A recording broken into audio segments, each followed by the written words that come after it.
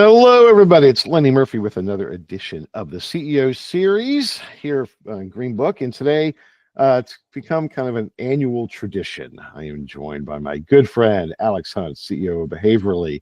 So, Alex, welcome. Thank you, Lenny, and happy to be here another year. So thanks for having me back. Another year. I think this is like our fourth, I think. Something like that. It's something like that, yeah. Yeah, it's too many to count. And for our listeners, why this has been an annual thing is one, Alex and I go way back, and it's great to always connect. But here's my take. What I have seen, Alex, as the CEO of Behaviorally, has been such a really interesting story. One, for Alex to assume that role as CEO, navigate some really challenging and interesting times, while also transforming a company, a pack testing company, that traditionally was very kind of brick and mortar and service based. That was just the way that was done, into a digital first, AI driven company. So you have been, in my opinion, almost the perfect kind of guinea pig test case for a young leader transforming a business into where the industry was going. So for our listeners, that's why if you go and you're looking like, where's all these interviews with Alex Hunt? Why is he always talking to Alex? Because of that. So there's the intro. So Alex, what would you add to that? Anything that you would say, oh, Lenny, you're full of crap? Well, the first thing I'd say is I don't feel quite so young anymore. You and me both, buddy. And my 10-year-old, she thinks that I'm definitely ancient. So I'm not quite sure I qualify in that regard, but I do appreciate the kind words. And I mean, just to share with the listeners, I mean, I'm the CEO of the company called Behaviorally, formerly PRS, but we've been Behaviorally now for a good 4 years. I joined the business about 6 years ago, and we're the market leader for package testing. So we work with pretty much all of the large CPG buyers, and increasingly alcoholic beverages, consumer electronics, health and well-being, manufacturers, when they change their packaging, which they do every 2 to 5 years. It's a really big decision. They have to test that among consumers, and they need to know what the impact of making that change is going to be in the marketplace. So as Lenny mentioned, traditionally this was done in a very analog way. Data was collected in person. We invited consumers into facilities, and it was also done as was much market research in a very bespoke way.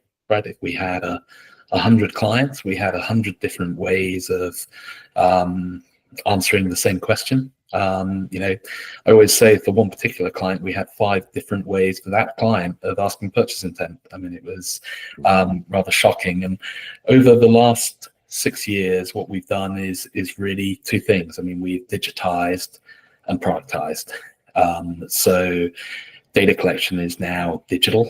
That's enabled us to really tech enable everything that we do. Mm-hmm.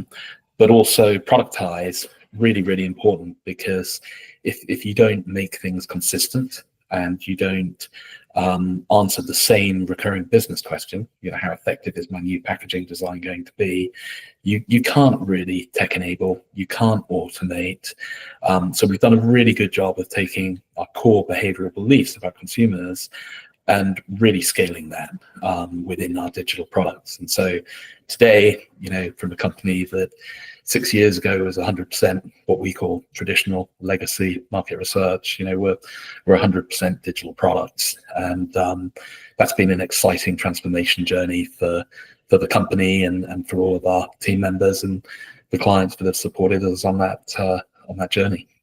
Well, it's been exciting to watch as well. And you were AI before AI was cool, right? I think you were early on in experimenting with how to leverage machine learning at the very least, and to get that level of digital efficiency. Is that accurate? Yeah, absolutely. I mean, I think where we are now and where we're going is really then a function of what we've been able to do. right? Because we've digitized, we've created more data.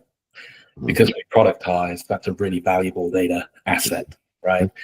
And so we are now deploying AI to really do two things. One is that standard productivity play. Pretty much everybody's using AI in that way. For example, for us, we have a Gladys platform for qualitative that takes all of that unstructured data, qualitative data, and really just writes it up in real time. But more importantly, we're also using that database to predict the future. And that's where machine learning and vision recognition AI has been really, really important for us. It's allowed us to do two things. One is make a prediction of how a piece of packaging is going to perform without actually talking to consumers. By the way, we find when we talk to consumers, we can actually make the model a little bit more accurate. Mhm. But again, for early stage work, we can take a massive range of packaging designs and really predict how effective they're going to be and make it very, very accurate. And secondly, then scale that up to the size and the dynamism of modern business. So gone are the days where the only way to shop for a packaged goods product was in the store. You can buy stuff online. That environment just operates at a much greater speed and scale. And deploying AI in order to predict in that environment has been really key to our business forward as well. So, now we can tell our clients much more specifically, if you do this with your packaging, it's going to have this impact on sales. And we can do that in different environments, from the analog physical retail shelf right the way through to the digital shelf, e-commerce. Yep. So, and that's like, you summed up again why we do this every year, because I think that watching that transformation has been amazing. Now, here we are in what I would consider to be the most disruptive era, probably in the world, period, but certainly in our industry, because of the utility of AI, of unlocking data in new ways, which kind of on two sides makes specialty data sets immensely valuable, but also potentially being commoditized to an extent because of the utility of LLMs to be able to come in and do all types of stuff with them. So that's my take. What do you think? Where do you see things going in general this year? Yeah, no, good question. I mean, so first of all, I think it's interesting you say it's the period with the greatest amount of change. And I remember, I don't know if you will, I'm sure you do, back in the day when IIEX North America was in Philadelphia, watching a presentation, actually, and the slide was, "Things have never changed as quickly I know. today." What the hell we were talking about, did we? And so I think it's just part of the course. That being said, I think there's definitely a few things that are going to fundamentally change in data and insights. There's no question about it. I mean, first of all, any recurring business question of the sort that Behaviorally specializes in, how effective is menu packaging design, but you could extrapolate that to how strong is my advertising, what return am I going to get on this new product launch?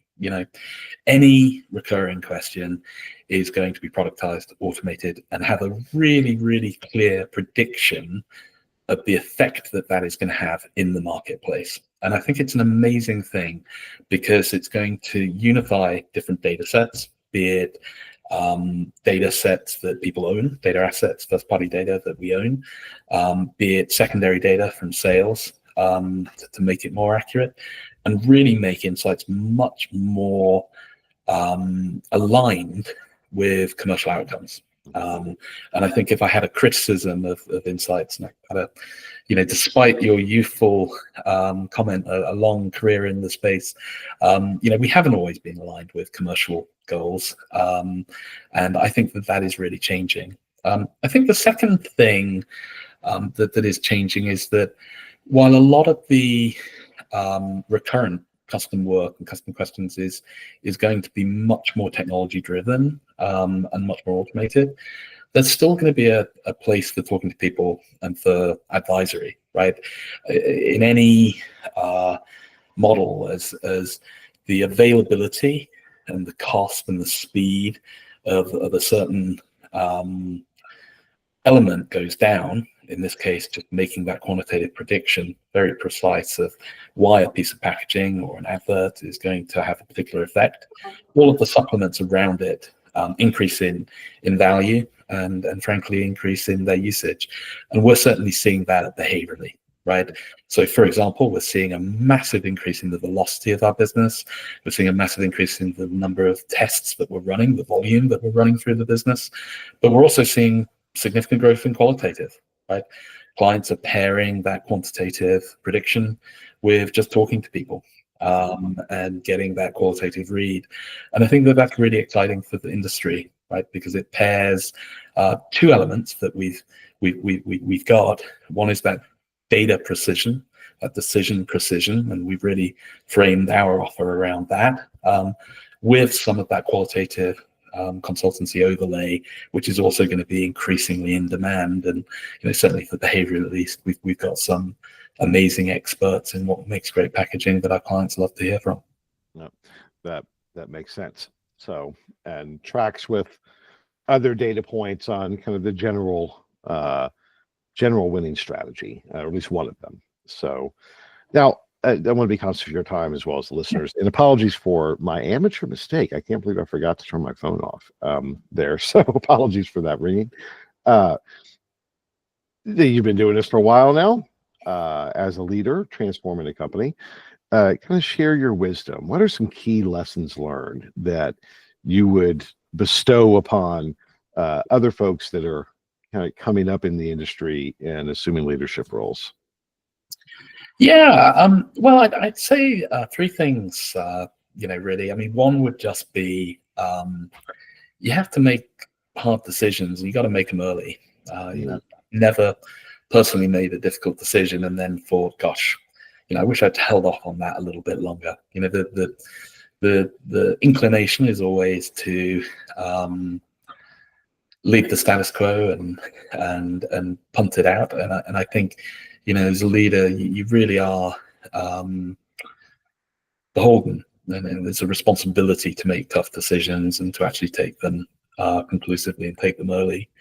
I think the second part around just general change management is that you have to keep communicating the vision over and over and over again.